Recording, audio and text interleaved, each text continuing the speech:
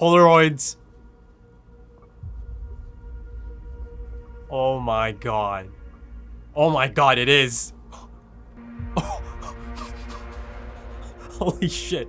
That's her, right? I mean, she looks really different, but of course, it's gotta be her, right? If she's looking at the photos. That is so fucked up, man. But yeah, this is a crazy idea, yeah. The beginning is the end is the beginning. Wow. Her own daughter is her mom. There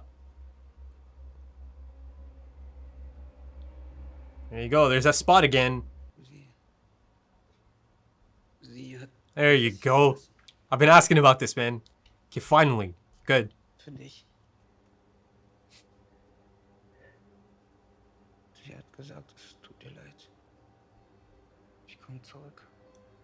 This is really similar to Jonas and Hannah. Ooh,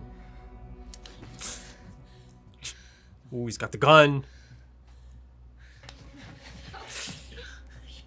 Oh god.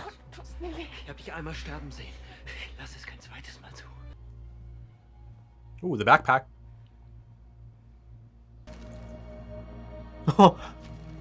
Yeah.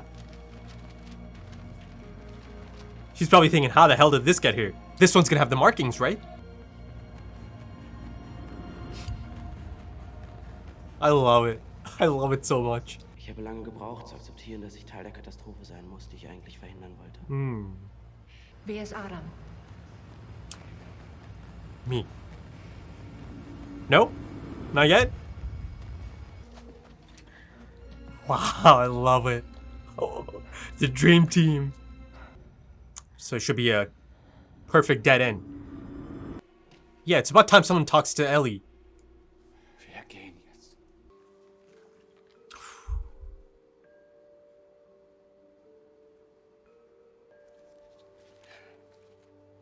Yeah. Whoa. Wow. So yeah, it's the... Mikkel gehört hierher. Und du nicht? Dich dürfte es gar nicht geben. Ich weiß, dass du mich belogen hast. Oh my god, is Noah... Yeah, he's got something in there for you. Worauf wartest du noch?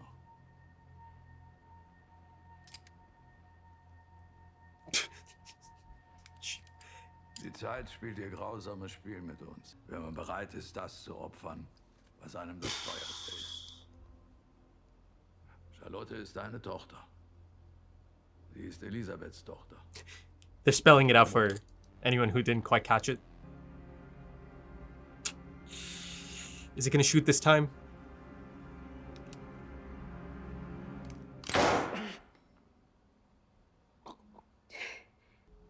Wow.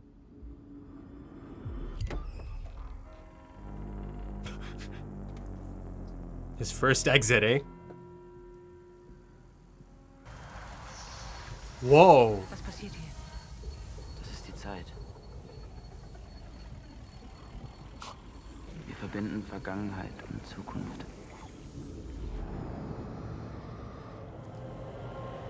There's a familiar noise again. Is there something in the middle? There it is. Wow.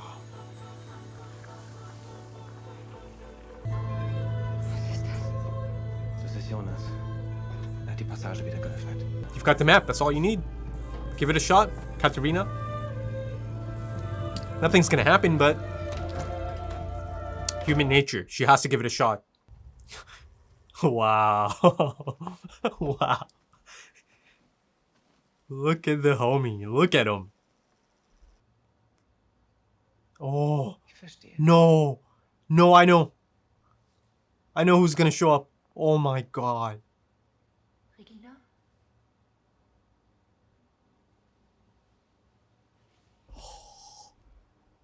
Bitte hab keine Angst. Ich bin's wirklich. A ghost from the past. Wow, she still has the blood on her sleeve there. Regina. Wow.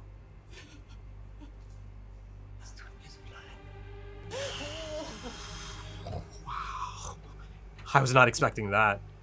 I mean, it makes sense, right? She's here, so she might as well go see her daughter. Was that the exact same gun? Holy shit.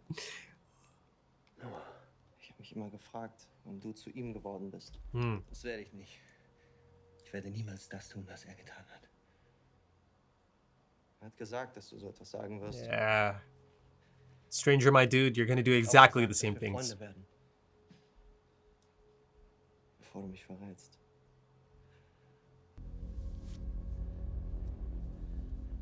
Was ist das? Lies. Whoa. It looks just like the letter Clausen got. Oh, it's from Martha. Das ist nicht möglich. Shit. Du musst sie retten. Bartosz, Magnus und Franziska. It is Franziska. Und später mich und Agnes. Und damit Martha leben kann. Wow. Yeah, Das kann nicht sein. this reminds me of Jonas. Our Jonas again. Oh my god. She's not gonna change anything, but give it a go, Katerina. Let's see.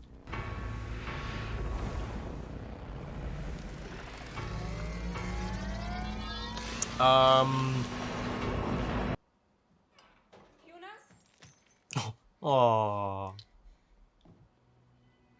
Wow. Ich hab dich gesucht. Ich muss dir was erzählen. Ich weiß es. Alles. Damals im Regen, ich weiß, warum du es gesagt hast.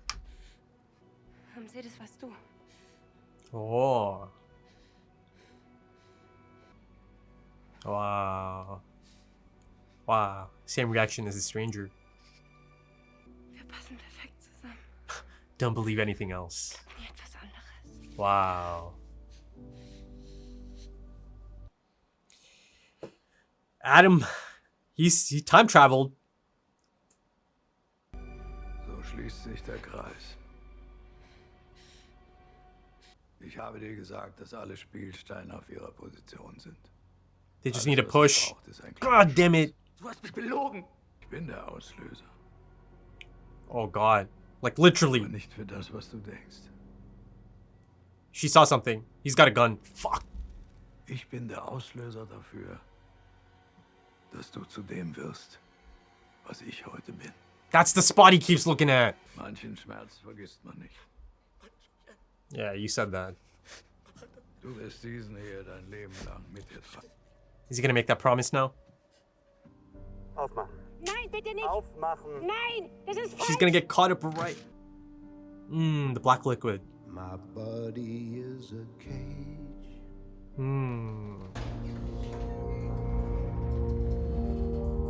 Noah. My mind holds the key.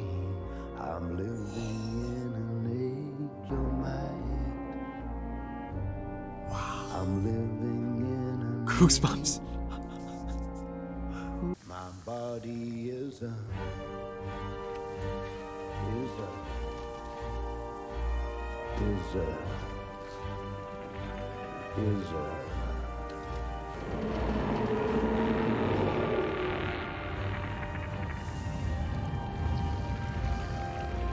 Oh, that's familiar.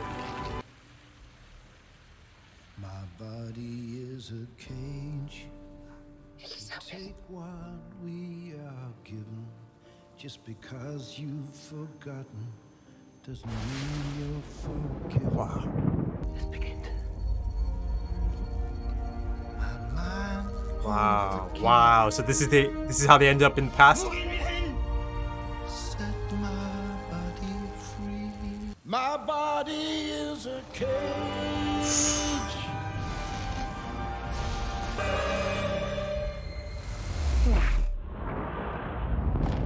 Ich verspreche es dir. There's a promise. Ich mach das wieder gut.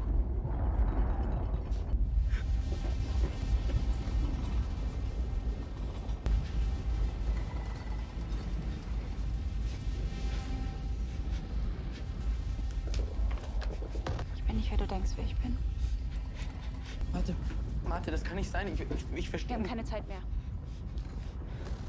What? Whoa. Aus welcher Zeit bist du? Die Frage ist nicht aus welcher Zeit, sondern aus welcher Welt. Yo, oh my god, I was just gonna say, is this, Claudia mentioned this, right? She's seen a world without... Oh my god, that was... Oh. That rattled me to the core.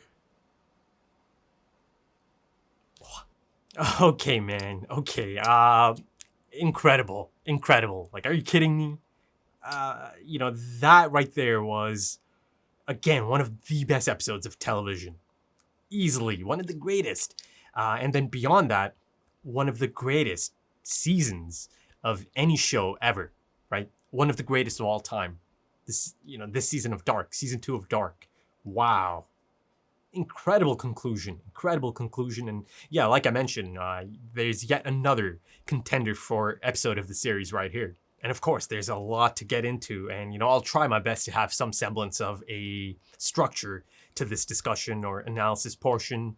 But, you know, there's just so much in this episode that, you know, of course, you know, from time to time, I am going to jump to really different points that just happen to come to mind as I'm thinking of something else. You know, it kind of branches off into something else I might remember. So, you know, I'll try my best to keep it as cohesive as possible. And actually, that is one of the most impressive elements of this episode, right? Everything is happening. Everything is happening. Everything is happening all at once in different time periods. There is just so much juggling going on here, and I think it's been executed beautifully, and it's been paced beautifully from beginning to end. Wow, it's a tremendous episode, Now then, the only place to start is the ending. The jaw-dropping, I mean, a legitimate jaw-dropper of an ending. I mean, that's an all-timer as far as jaw-droppers go, as far as, you know, big shock moments go. In television for me. You know, for me, that's, you saw. I feel like I wasn't even breathing for that 10, 15 seconds, essentially. Like, it felt like I'm seeing a ghost, right? Again, it wasn't even in my mind, that notion, or the possibility that, a different Marta could show up, right? Essentially, you know, as of this point, I mean, yes, you know, they set that up a few episodes ago. Episode 6, the iconic episode 6. I mentioned it being a bombshell, right? Claudia's big revelation about being to another world that doesn't have Jonas, right? And it not really being the situation that Jonas thinks it might be, right? If Jonas wasn't to exist. So yeah, you know, I mean, that was incredible setup a few episodes ago. Now I see it. I see it in the flesh, in the form of Marta, who made it quite specific almost immediately to Jonas that I'm not who you think I am, buddy. Yes, it's Marta, but it's you know, she's making sure that this Jonas, our Jonas, knows that this isn't the Marta he knows or knew. I mean, before I go any further, the look in itself, you know, I really dig the look. The dark clothing, the bangs, right? The dark hair. Yeah, I thought that was a really cool look from Marta. Really attractive. I mean, of course, you know, I'm not gonna beat around the bush. I thought that was a really cool look from Marta. And you know, you could immediately see a shift in demeanor, right? Again, it is a different person. Even if it is a Marta, it is a different person. You could see it immediately. Yes, you know, there's a few things to make sure that she does look a little bit different. The hair, and I believe there was something on her cheek, right? There was something going on. And then, of course, the acting and the demeanor. But yeah, you know, so this appears to be a Marta that showed up at this point in time, right? To save our Jonas, right? To save our Jonas. As Stranger mentioned to this Marta, our Marta, who died, unfortunately, in this episode. Yeah, Stranger told Marta in the bunker that, you know, she kept him alive, right? He's here because of her. So is this the thing or situation or incident he was alluding to, right? But see, the thing there is, I was thinking about this as the episode's kind of playing out. She immediately made sure to tell Jonas that she's not who he thinks she is, right? So it's not really Marta. It's not Jonas's Marta, right? Yet, you know, you have the Stranger in the bunker telling our Marta, his Marta, I suppose, that, you know, she kept him alive. He's here because of her. Maybe I'm overthinking it a little bit, unless of course, you know, it is as simple as that. You know, he's kind of, you know, overlooking any of these other crazy things that are at play. Her coming from a totally different reality, alternative, right? Reality, and just, you know, at the most basic level, Amarta kind of saved him at that point in time, right? I mean, of course, you know, then you start going into the whole reason she's here in the first place, of course, you know, it's deliberate. It's by design, you know, and I'm sure I'll get to see all of it play out in season 3. So that's incredibly exciting. And you see the new, or not the new, for them, it's the normal time traveling contraption, you know, small enough to kind of appear like an apple, right? But I love the design of that. How cool, right? How practical. It's like an improvement on, you know, the bit case, be it the snazzy leather case or the Samsonite case that people have to carry around. You know, our time traveling contraption since season 1, Tannhaus's contraption, or at least the one Tannhaus built, right, through instructions over the years, the decades, and perfected, essentially.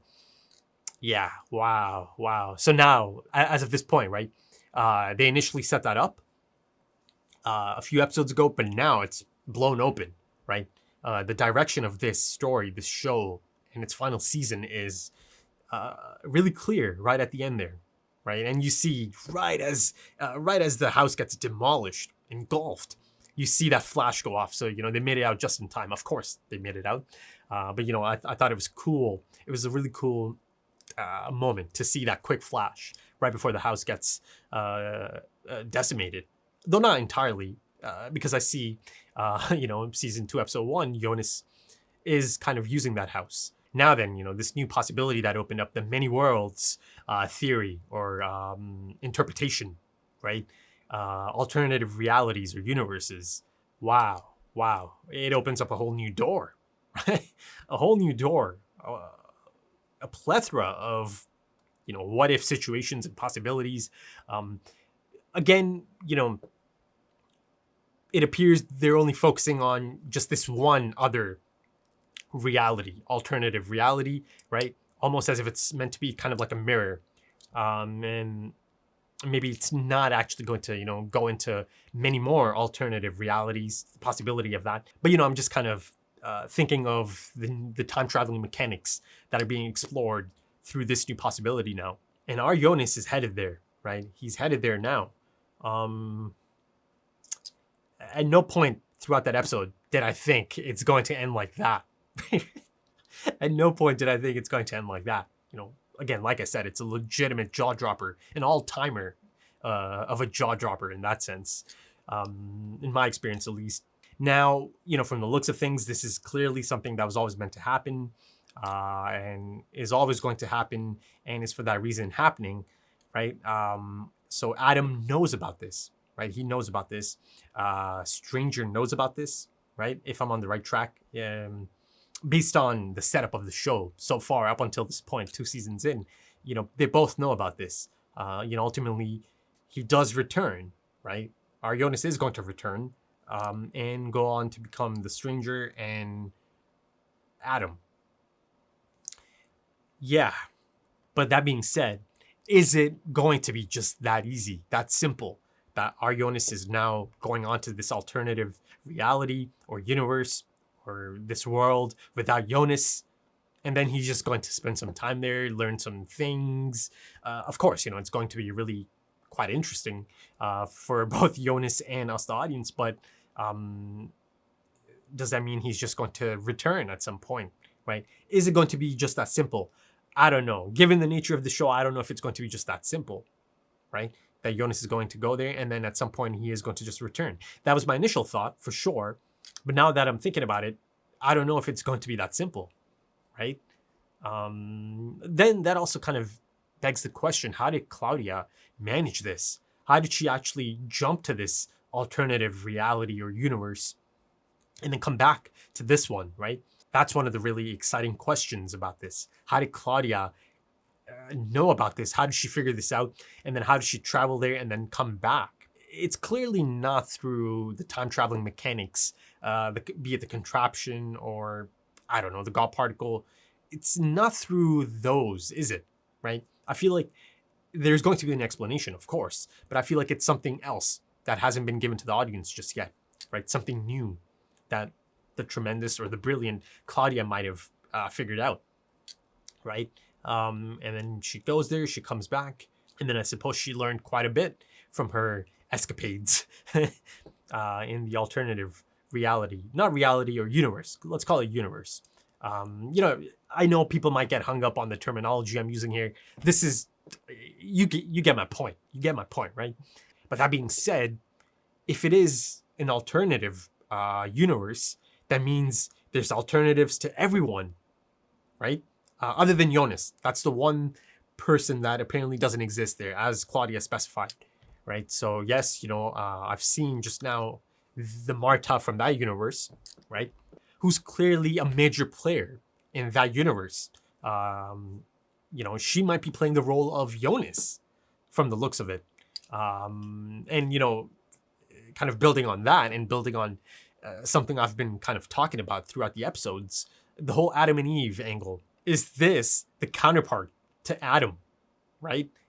So if he's Adam here, does that mean that Marta is this Eve figure, but she's kind of like the same thing as Adam to that universe, right? So like, she has her younger version, her stranger version, and then her version is Adam, perhaps. And I've been linking that Eve figure to Marta, right? But I was thinking maybe it's going to be this Marta, right? No, this Marta just died right in front of me and right in front of Jonas. So does that mean this is the Eve figure that I might have been, theorizing about? But she comes from, again, alternative universe.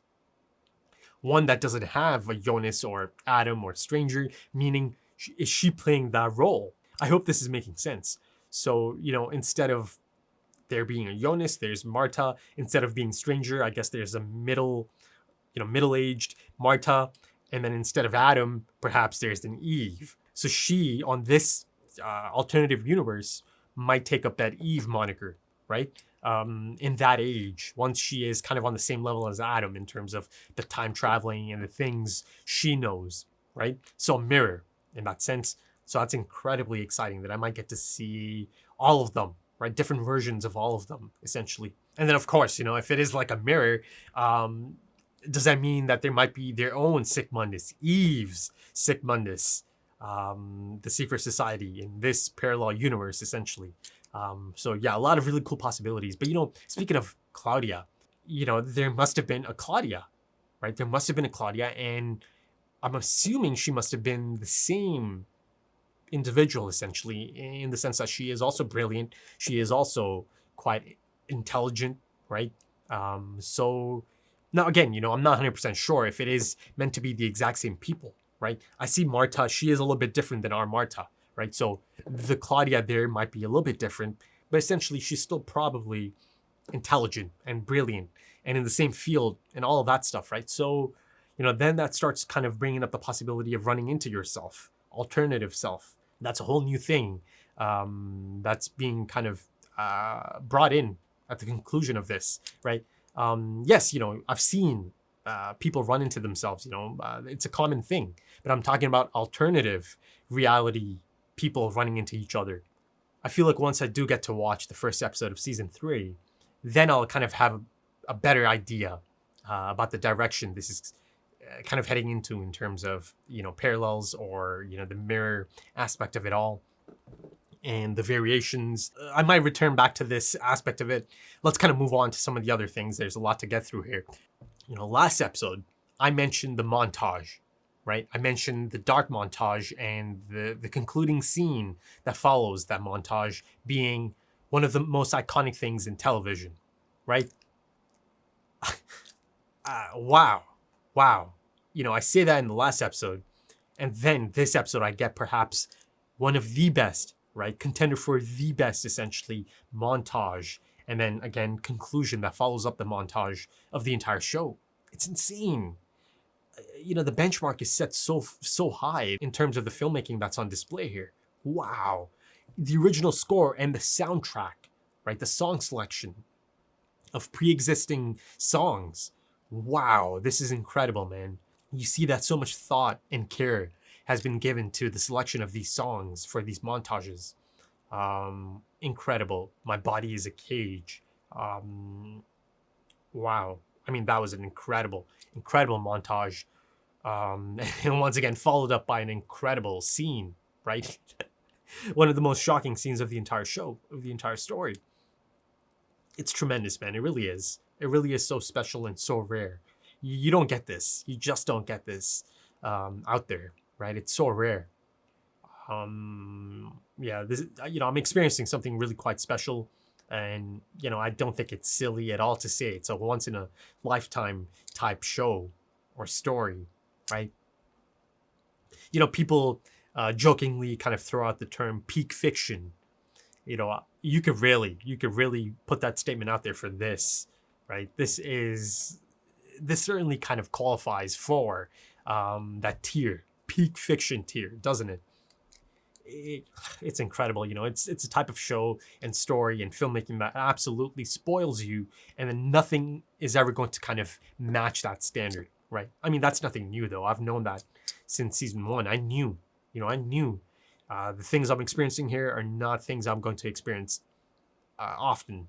Now then, let's kind of go through the montage and the things that are playing out throughout that montage. Some really important things are playing out, right? And you see that essentially a lot of people play a part in making this thing happen or triggering this apocalypse, essentially, right? A lot of people, key individuals in key moments. And you see that the God particle is being triggered or activated simultaneously, right? Across the 3 cycles. Again, all of it kind of leads up to this apocalypse. Now let's go through the different, people and their part in this. So, you have Ellie Doppler, right? Who clearly knows how to, initiate this process, and kind of put it into motion, right? So it's not as if she kind of walked in there for the first time and she kind of, pulled a few things, looked at a few things. So it's clear that, this isn't her first time in here. It's not her first time around this equipment, right? And this tech, she must have been in there plenty of times, right?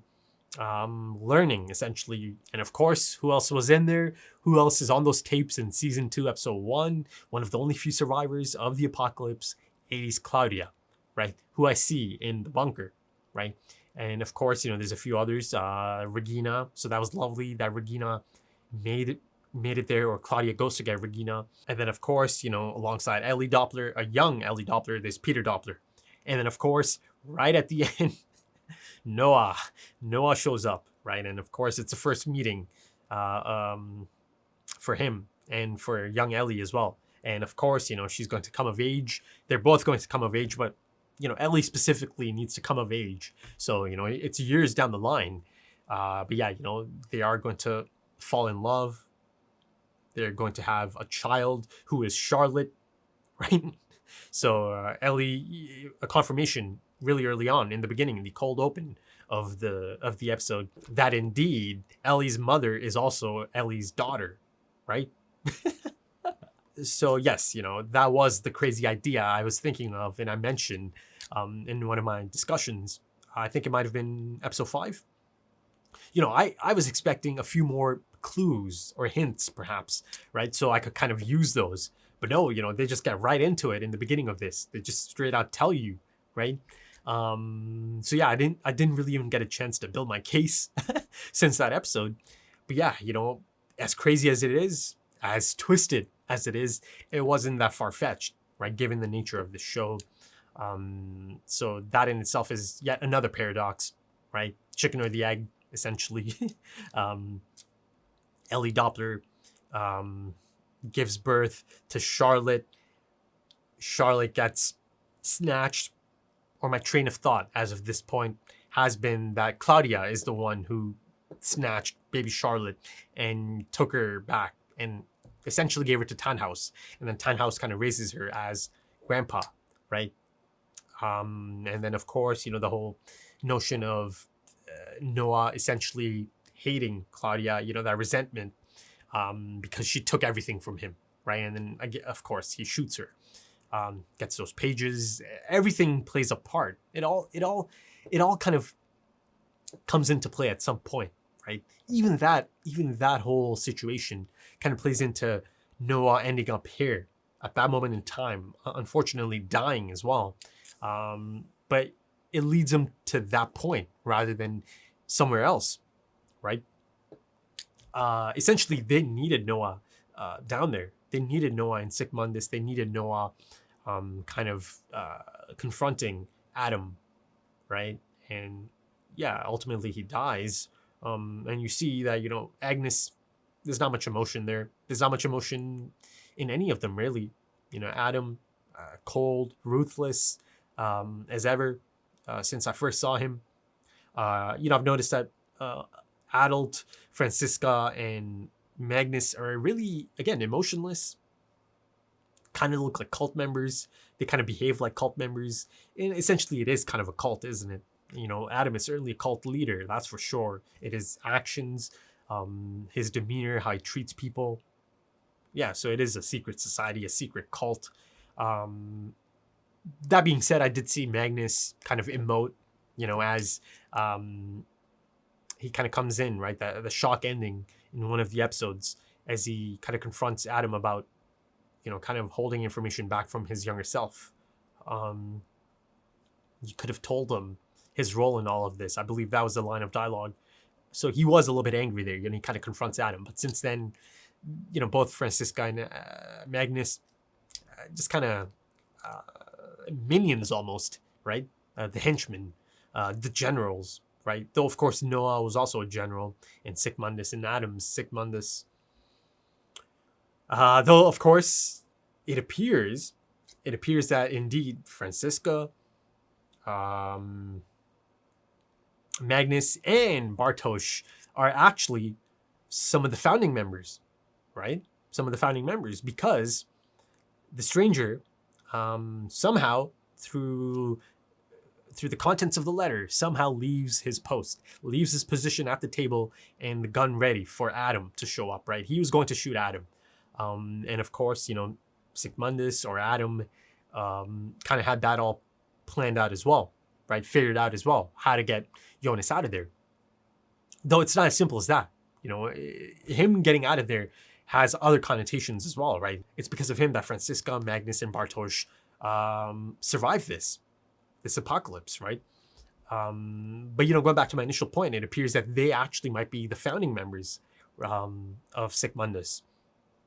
Bartosz, or a handful of founding members, essentially. I'm not sure. I still don't have the definitive history of Sic Mundus and how it came to be, but they appear to be important members. Though, of course, I saw in the season opener, season 2, episode 1, Bartosz kind of loses the faith, right? He was kind of done with all of this, and ultimately Noah ends up killing him. Now, as I'm on the topic of Sic Mundus and some of these founding members, essentially, Stranger kind of saving them.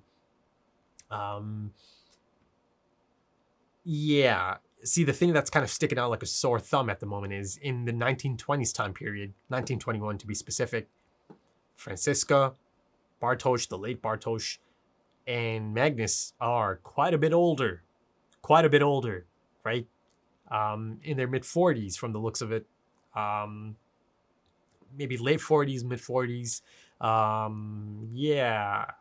So that means for them to grow into those versions of themselves, they have to go further back. They simply have to go further back. And then essentially living out those years, right? Being stuck there and living out those years until they become these individuals I see now in front of me. So as of this point, I'm pretty confident that they have to go even further back than the 1920s time period. So if you go like 33 years from 1921, that takes you to like late 1800s. But in that sense, it's not something that's out of the ordinary. I've seen this type of thing play out, and given the nature of this show, things kind of repeating themselves and playing out that way isn't that big of a shocker either, really. Initially I see that after, you know, the whole creation of Adam moment, as Helga and Jonas touch, right, come into contact, our Jonas gets launched back to the 20s, right, 1921 to be specific. Yes, it is 33-year increments, but he goes like, you know, much further back than just the 33 years to the past or 33 years to the future, right? Oh no, sorry, I skipped a whole thing. He gets shot to the future, and then of course through that God particle he gets shot back to the 20s. Sorry, brain fart. Totally forgot a whole section there. Now, of course, you know, there's a whole roadblock of, you know, the contraption only kind of lets you go 33 years into the past or 33 years into the future. But I think given the nature of the things that are playing out, right, the God particle and the creation of the God particle in 2020, right, and then of course it stays there for a long time. As I mentioned in my season opener discussion, I believe, or season 2, episode 2 discussion, it's in the exact same spot. I mean, you know, that it doesn't take a detective to figure that out. It was in the exact same spot the barrels are buried in. And again, you know, given the special nature of it all, the things that are at play now, the special things at play now that are making a lot of these things possible, and one of them being you know, the tear in space and time, right, the rip in the fabric of space and time. And once again, it's repeating, as I have seen that before, in that iconic moment, the creation of Adam, as Helga and Jonas come into contact. That time Helga switches places, right? Helga ends up in the 87 bunker, or at that point 86 bunker, and our Jonas gets shot to the future. He gets launched to the future. Now, you know, as Ellie comes into contact with her mother and also her daughter, you see, you know, right before, there's a quick, you know, a split-second flash of Charlotte getting kind of like sucked in, right? So I don't think she died. I think everyone else in that room, yeah, they're done. It's over for them. Is it going to play out exactly like how I played out last time? You know, one kind of switching places and then one getting, you know, launched to, I guess, the future here, right?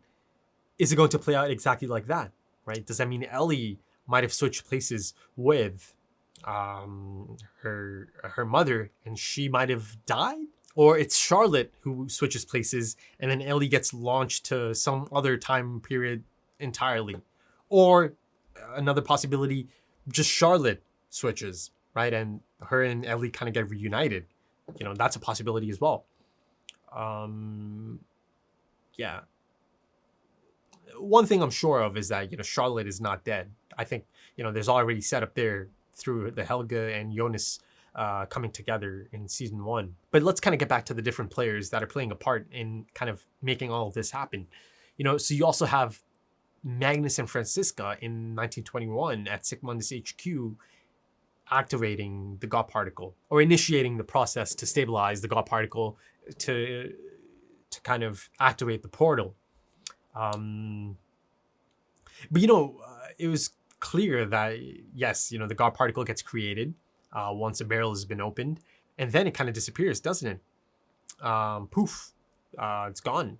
But then the next time something strange happens, it's the tear in the fabric of space and time, right? The portal, the wormhole, essentially. Again, much like season 1, episode 10, finale. So yeah, you know, so they do their thing in Sigmundus HQ. Ellie does her thing. And again, you know, going all the way back to my initial point, she must have spent a lot of time with Claudia, right? Claudia is in the bunker, and I know for a fact that, you know, she really studies the God particle, and, you know, she's the one who kind of figures out that you could stabilize it. Again, going back to the initial tape from the first episode of this season. So yeah, you know, Ellie must have been there. She must have accompanied Claudia to that site, to that room, as she kind of studied it. I mean, all of them might have kind of been in there. But, you know, in that sense, now I kind of get to see how things play out for people like Regina who's essentially in a really bad situation. Yes, you know, she survived, but she needs her treatment, right? Now she's in the bunker, and they spend a long time in this apocalypse. Yes, they'll come out, and it'll be a tough road ahead for sure. So, you know, Regina, I'll get to see how things play out for Regina, and then I get to see how things play out for Peter, right? There was no mention of Peter through Ellie or any mention in general, right? So I had no idea that Peter actually survives as well. But of course, you know, they can't just straight up tell me everyone who survives or makes it into the bunker. You know, a few of them are clear. Yes, Ellie, and yes, Claudia is one of the few survivors of the 2020 apocalypse. But there's also Noah as well. So that trajectory is going to be quite interesting. And of course, Arionis tells Claudia that she has to take the time traveling contraption, right? The one in the Samsonite case. So she brings that. So they have that. And as I'm on the topic of Noah and, you know, the whole Ellie and Charlotte paradox.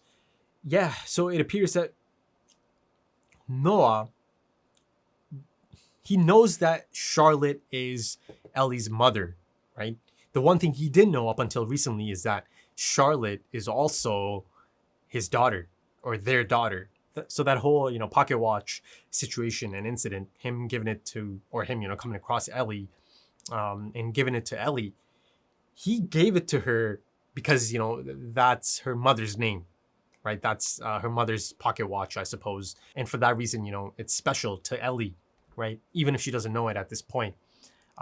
So, yes, he didn't know that Charlotte is his daughter. He just knew the pocket watch is important because it is Ellie's mother's pocket watch, right? Charlotte. So yes, I think I'm still on the right track that meeting, him coming across Ellie and, you know, kind of communicating with Ellie was for Ellie, right? Because that's his future wife, right? So he's kind of, earlier it kind of seemed a little bit creepy, but he's kind of watching over her, right? Yes, even now, you know, yes, it feels a bit creepy, but you can see, you know, he's trying to make sure nothing happens to her. It all kind of adds up, right? It all adds up. But yeah, it all makes sense now, right? The whole pocket watch situation. He just didn't know that Charlotte, his wife's mother, also happens to be the Charlotte he was looking for that whole time. His baby essentially, his daughter. So in terms of the family tree, yeah, it gets really interesting, right? As expected. So Peter Doppler is then Charlotte's husband, of course, and also Charlotte's grandfather, right? Yeah, Charlotte's grandfather. That makes Noah Peter's son-in-law, right? And then I mentioned Francisca being his sister-in-law, right? Through being the sister of Ellie, his wife. But then since Charlotte is Noah's daughter, that makes Francisca his granddaughter, right? Yeah, I think I have that right. Yeah, so yeah, it's kind of crazy, of course, as expected. You know, the one thing I've noticed, you know, all this, you know, some of these situations, you know, they don't know about it at all. But, you know, from a biological standpoint, yes, it's incest. It's a mixing of blood. You know, as of this point, I haven't really seen genetic mutations, right? Because even if they don't know about it, yes, from a biological standpoint, it is incest, right? Technically. So none of that as of yet. But then going back to everyone playing a part, or a few people playing a part in this really unique situation, or, you know, playing a part in the apocalypse, essentially. You have Katarina down below, the first to reopen the passage door, the Sic Mundus door, the gate, that no, not her son. I was going to, you know, her son's Magnus. I was thinking of Bartosz, Regina's son, Claudia's grandson. You know, he installed that alongside young Noah from the looks of it. You know, so Katarina opens the gate and she's kind of met with this, you know, incredible bright light. So of course, her opening the gate also plays a part in all of this. But, you know, I love the imagery. I mean, there's some incredible photography in this one. And again, some tremendous sci-fi imagery. But, you know, one of my favorites in all of Dark actually is that moment of Katarina crawling through the cave and making it to the gate itself. But, you know, this, I suppose, you know, Jonas called it "This is time." He said "This is time" as Claudia asked about the specs, the magic time dust, right? And again, it's clear that it's kind of shaped like DNA, so that makes a lot of sense as well, doesn't it?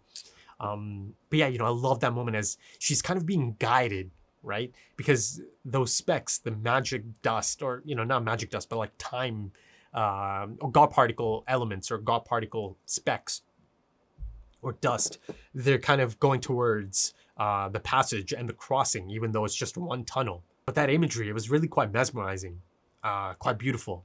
I thought so. It felt like really distinct and memorable imagery to me. Like I'm always going to remember that one shot of the gate, and again, the God particle specks or the time dust kind of going towards the gate. I'll probably end up using that as my thumbnail, because there's so many elements to this episode, but I feel like that moment that feels right. That just feels right to use as a thumbnail, rather than kind of go through so many different scenes to pick one moment over another. Yeah, I thought that was a beautiful moment. But yeah, she played her part by opening that gate. So yeah, that brings me to my next point. A lot or most of the major players or characters end up surviving the apocalypse, right? You've got the 5 in the bunker, and then you have our Jonas, who takes a trip to an alternative universe, because of this Marta that showed up at that moment in time, specifically, of course. Again, quite deliberate, I'm sure, that she was kind of guided or sent there or told to, show up at that time or go there at that time. Yeah, so they survive. I mean, unfortunately, yeah, there is one major death, or two actually. Noah ends up dying by the hands of his own sister, again, who didn't really have much emotion. That's a backstory I still need. The resentment she has for Noah, and butting heads and going their separate directions. Though of course Agnes made it back into Sigmundus, and again, it's all kind of this, cause and effect. Everything is connected. Situation that all leads to this point as well. But yeah, Noah's a major death, and our Marta is a major death. There is a Marta, but she's certainly not our Marta, as she made it really clear to Jonas and the audience. I'm not who you think I am, right? So that's going to be interesting. How, her relationship, or the lack of any relationship from this point on, with our Jonas, right? And how Jonas is going to feel about all of this. That first episode of season 3, wow, this might be the most excited I've been. It really could be the most excited I've been to move on to a new season or final season of a show I'm watching. But like I've established at this point, I'm incredibly excited for that rewatch before I do go into season 3. So, I'm really happy about that. There's only 8 episodes left. I just don't feel like I want this to end. Right. And again, the rewatch is going to be so important, I think, especially after this finale. I think it adds yet another layer to the rewatch. And then, of course, earlier, our Jonas and young Claudia, 80s Claudia, I called them the dream team because I just love those two together. Though it doesn't look like I'll see them together again. It was kind of like short-lived in that sense, because Claudia's in the bunker now.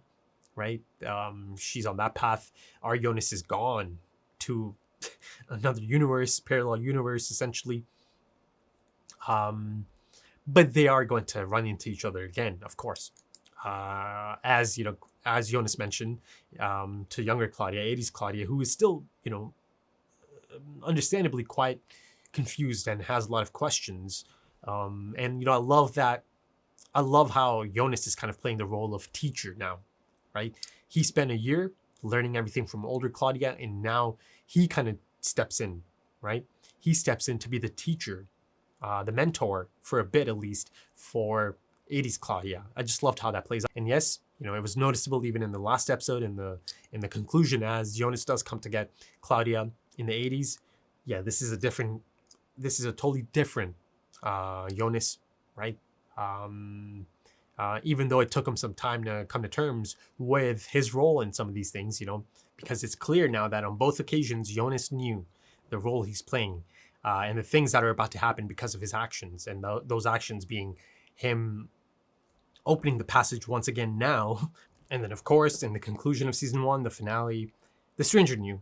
The stranger knew that things are not going to play out how he hopes they play out, right? So he knew. And I believe I brought up, it might have been in that discussion, the season 1 finale, you know, the possibility of the stranger already knowing that, you know, him doing this isn't going to change anything, but he kind of has to do it nonetheless, right?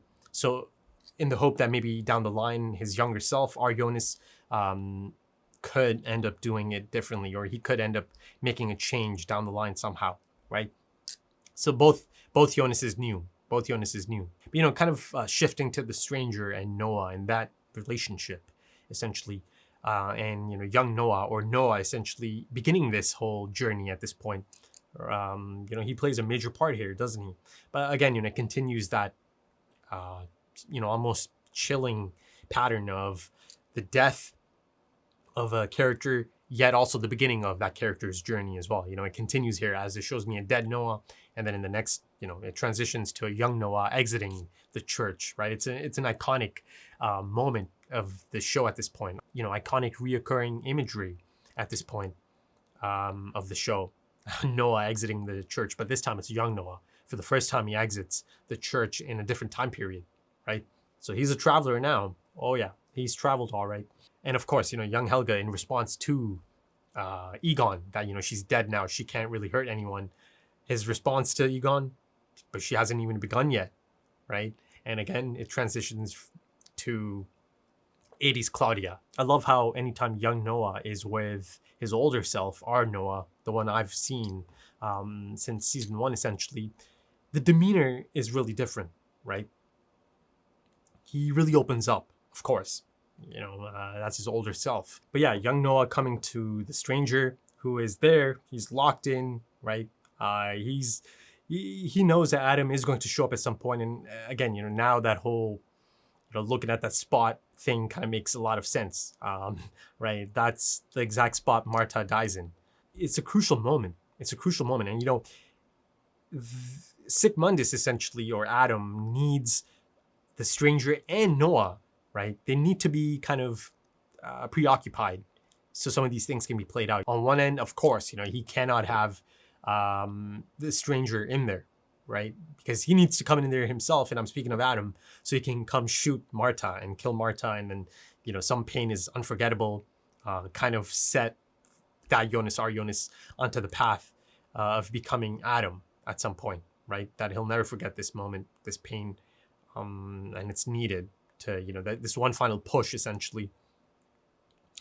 So yeah, you know, stranger couldn't be there for that. He couldn't have him interfere in that. So to get him out of there, it remains to be seen if the letter is the real deal, right? If it is Marta, or it's, again, you know, a bit of a lie. And, you know, they're kind of catching the stranger at a moment that is not giving him much time to think about it, right? He immediately has to act on it. Kind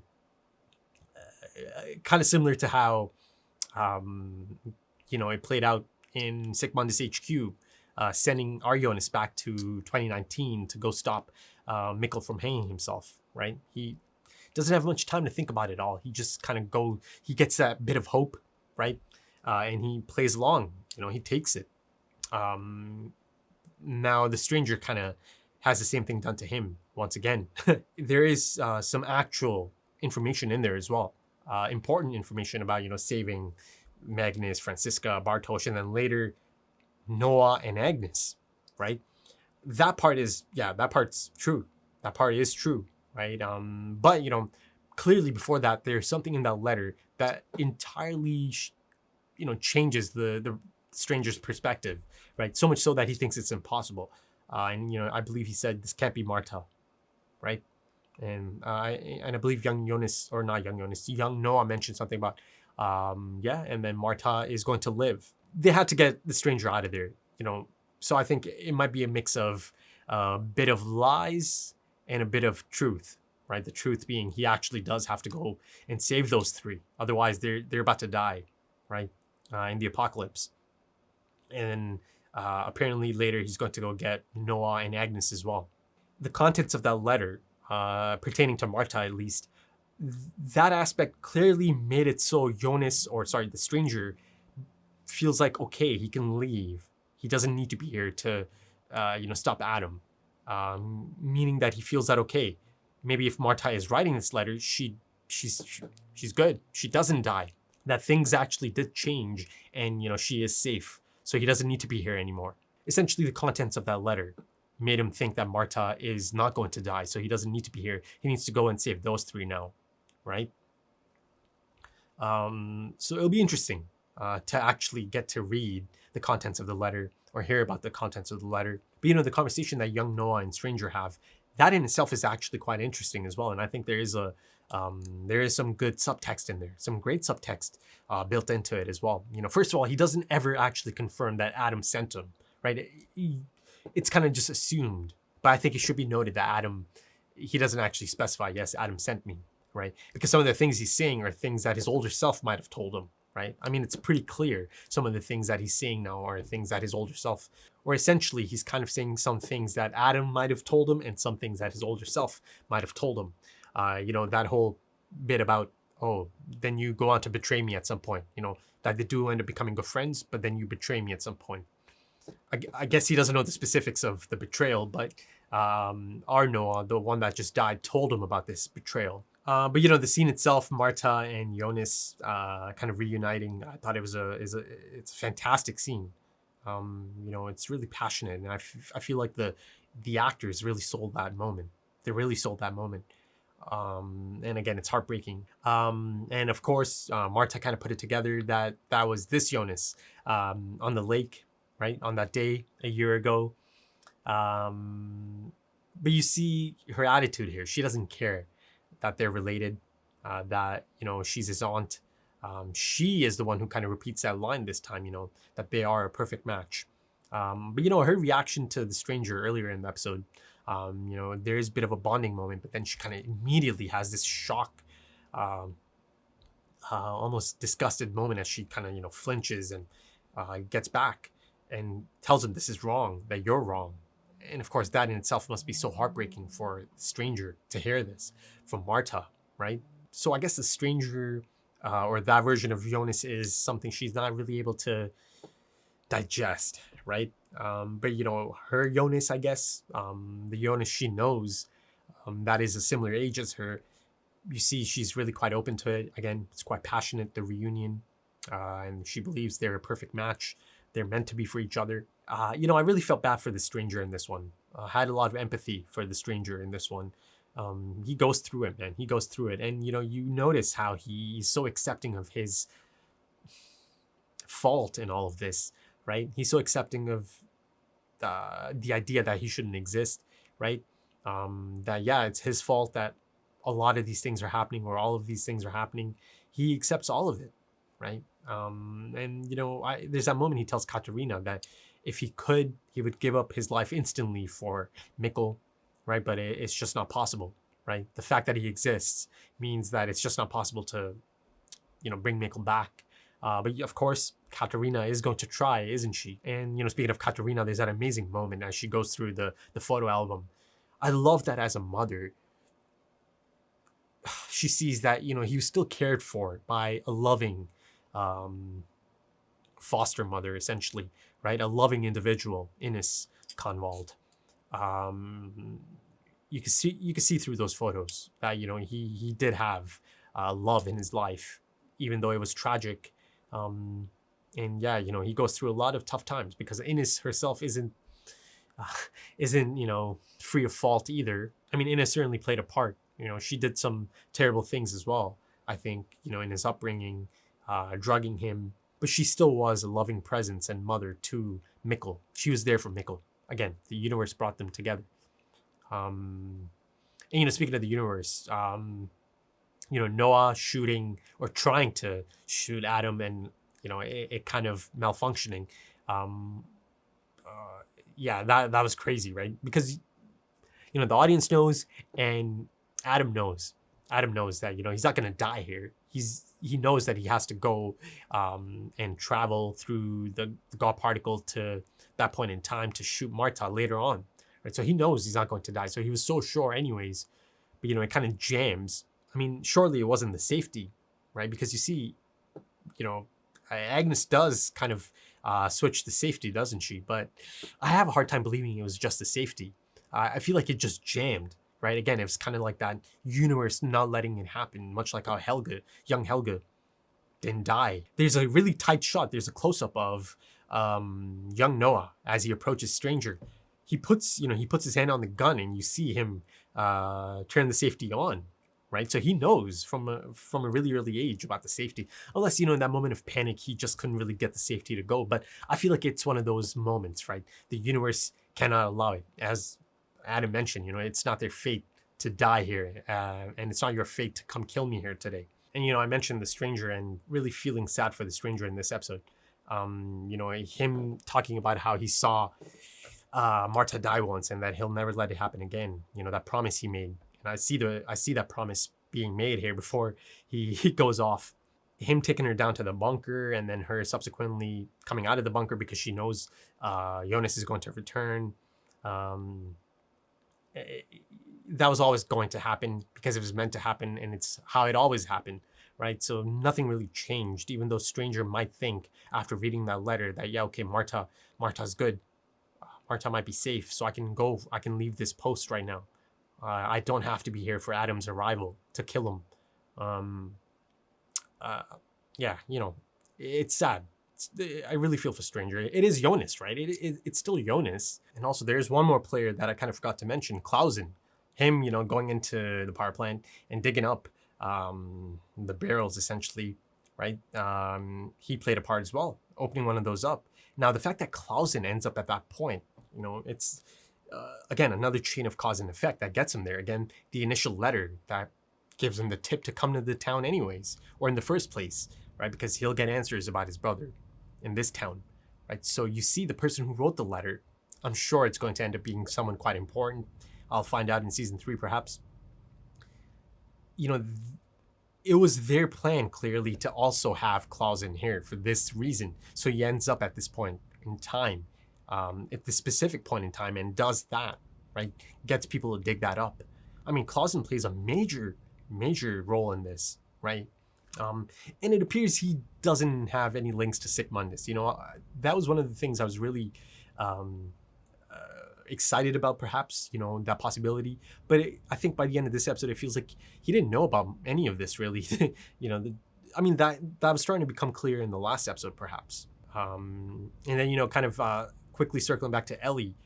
So essentially, Ellie names her daughter that she's going to have in the not the near future, but in the future, once, you know, she comes of age and they kind of develop feelings for each other down the line.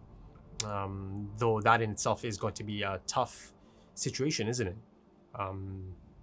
You know, growing up in this post-apocalyptic situation.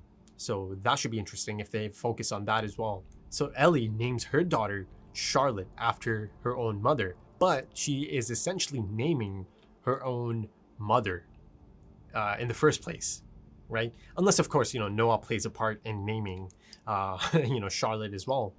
But yeah, you know, that paradox is, yeah, that's a crazy one, isn't it? That's a crazy one in this show. So I think I'll end it off there for now. You know, after the rewatch, I'll have a lot of new points, essentially, a lot of new things to mention, to discuss, the possibilities and, you know, questions I need answers to, more theories. So, you know, I'm not really sure how I'm going to do that. Maybe I'll do a super long intro for season 3 episode 1, or maybe I'll do a separate thing before I begin season 3. I don't know. I'm not sure just yet, but, you know, as of this point, the next step is the rewatch. Really quite excited. I'm really gonna dig into it, especially the lyrics of these montage songs as well. Okay, so if you enjoyed that, consider dropping a like, consider dropping some comments, give me your thoughts. If you're interested in full length for this episode, consider checking out Patreon. The link is in the description and the pinned comment. There's no early access beyond that, or beyond this episode for now, at least. And And, you know, I'll have specific dates, return dates for season 3, episode 1.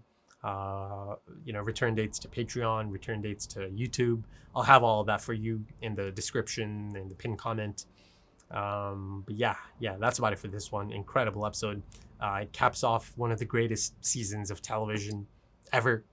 I mean, this is the benchmark is set so high now, folks. It's incredible. But you know, I'm not completely done talking about season 2. No, you know, like I mentioned, the rewatch. So I'll come back to many more things about season 2. Right then, thank you for joining me, and thank you for your time, as time is precious. Right, so I thank you. So it's a bit of a goodbye for now, bit of a break, but I'll see you really soon. Right, it's not the longest break. I'll see you soon. Until then, take it easy.